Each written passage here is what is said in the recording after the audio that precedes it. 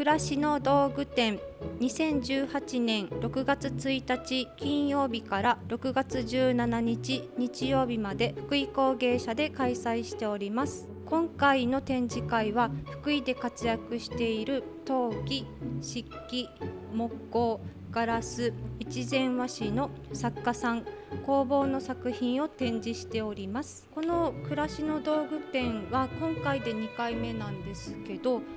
この展示会をした趣旨は、季節を問わずに年中いろんなものを使っていただいて、手作りの作家さんの作品の良さやぬくもりを感じていただきたいなと思って開催してます。やっぱり季節的なものもありますので、その中でも夏にぴったりなものも展示していただいたり、本当に通年使っていただく、木の素材のものでしたら、おもちゃなんかはもう年中もお子さんが遊んでいただいたり、もう手にずっと触っていただいたりという感じで、季節的なもので言いますと、和紙だと、うちわ、